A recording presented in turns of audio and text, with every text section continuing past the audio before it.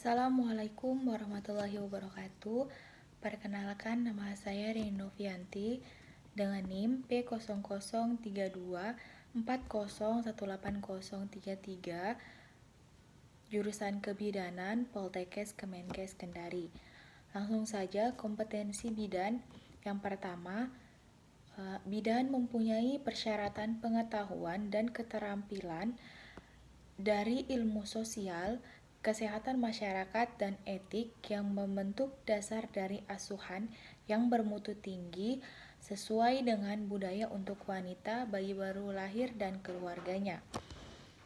Yang kedua, bidan memberikan asuhan yang bermutu tinggi, pendidikan kesehatan yang tanggap terhadap budaya, dan memberikan pelayanan yang menyeluruh di masyarakat dalam rangka untuk meningkatkan kehidupan keluarga yang sehat, perencanaan kehamilan, dan kesiapan untuk menjadi orang tua.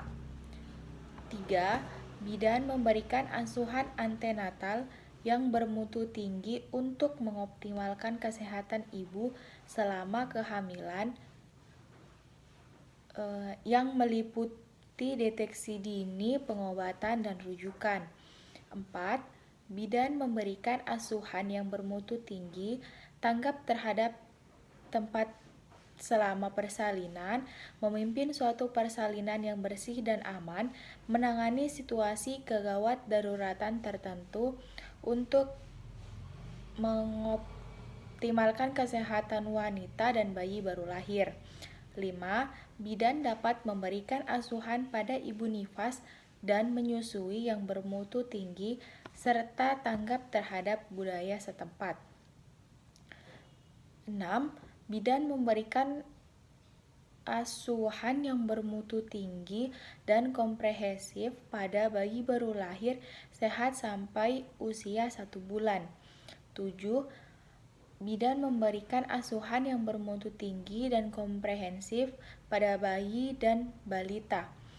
8. Bidan memberikan asuhan yang bermutu tinggi dan komprehensif pada keluarga dan kelompok. 9. Bidan mampu melaksanakan asuhan kebidanan pada wanita atau ibu dengan gangguan sistem reproduksi. Itu saja dari saya. Wassalamualaikum warahmatullahi wabarakatuh. Assalamualaikum warahmatullahi wabarakatuh. Perkenalkan, nama saya Rini Novianti dengan NIM P0032401803 tingkat 3A jurusan Kebidanan Poltekkes Kemenkes Kendari. Dalam video kali ini saya akan menjelaskan tentang cara berkomunikasi dengan pasien. Yang pertama, memberikan informasi mengenai keadaan pasien. Yang kedua, menggunakan bahasa yang sederhana. Dalam hal ini, menggunakan bahasa yang tidak berbelit-belit namun mudah dipahami oleh pasien. Yang ketiga, tidak menutupi informasi. Dalam hal ini, menyampaikan semua informasi yang berkaitan dengan pasien tanpa ada satupun yang dikurangi. Yang keempat, dialog lembut dan juga menyenangkan.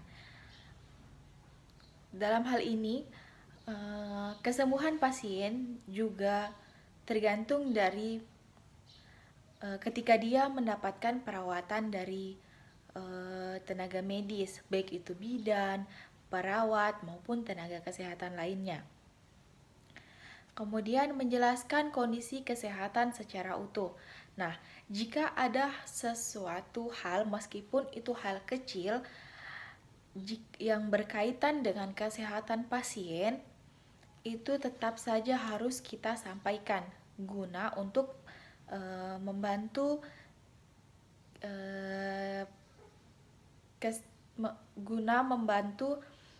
untuk kesembuhan pasien tersebut. Kemudian mendengarkan keluh kesah pasien. Nah, dalam hal ini selain kita menjadi tenaga kesehatan, kita juga di sini sebagai pendengar dari keluh kesah pasien.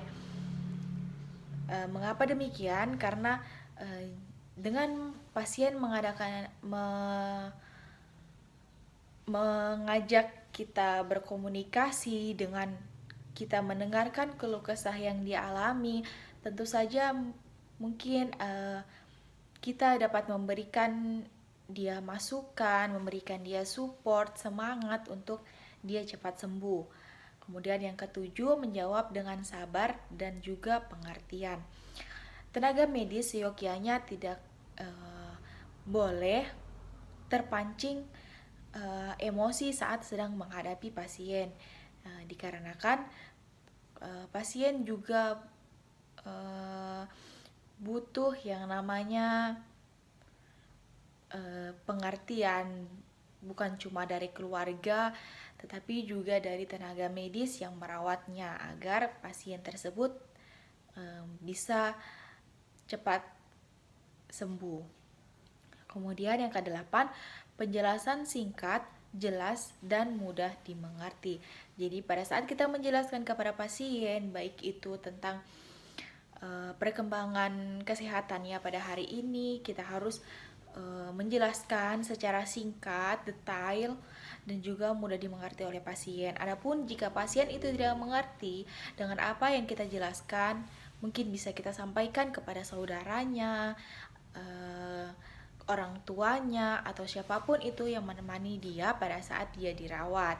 Nah, hal ini tentunya mampu membuat keadaan si pasien juga agar bisa cepat lekas sembuh. Kemudian yang terakhir, gunakan bahasa tubuh yang sesuai. Ya, gunakan bahasa tubuh yang sesuai dalam hal ini itu kita menyampaikan saja apa yang perlu kita sampaikan. Nah, kurang lebih seperti itu. Kemudian cara kita berkomunikasi sesama profesi. Yang pertama, kita harus melakukan sharing, berbagi pengalaman dan juga pendapat. Nah, kemudian yang kedua, melakukan koordinasi untuk mengatasi masalah kesehatan. Dan juga yang terakhir, memperhatikan kekompakan tim untuk mencapai tujuan. Nah, jadi komunikasi terhadap sesama profesi juga sangat penting dilakukan agar terjalinnya suatu hubungan yang harmonis, baik itu terhadap kita sesama profesi maupun untuk kesembuhan pasien. Nah, cara berkomunikasi kita dengan sesama profesi itu sangat penting juga, karena perlunya komunikasi ini itu sangat membantu guna untuk kemajuan rumah sakit kita. Nah, sesama tenaga profesi, ada baiknya kita itu mengerti tentang tugas dan tupoksi kita masing-masing. Nah, jangan karena kita sesama kesehatan kita mengambil tupoksi teman kita yang seyogyanya itu adalah bagian dia untuk merawat pasien tersebut. Nah, dengan adanya kerjasama antar sesama tenaga kesehatan ini dapat membantu kita untuk saling menjalin informasi, menjalin hubungan kekeluargaan kita menjadi semakin dekat. Kemudian kita mengerti bahwa oh, ternyata tupoksi saya itu di sini, di sini, di sini. Misalnya tupoksi bidan itu seperti ini, tupoksi perawat itu dia lebih ke sini. Nah, itu sangat penting sekali untuk kita ketahui.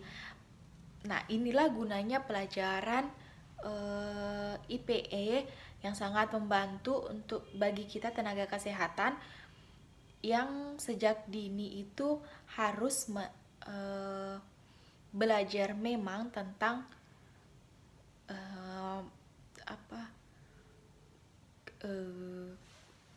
kerjasama tim kesehatan.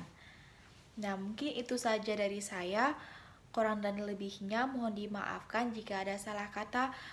Mohon dimaafkan, saya akhiri dengan ucapan wassalamualaikum warahmatullahi wabarakatuh.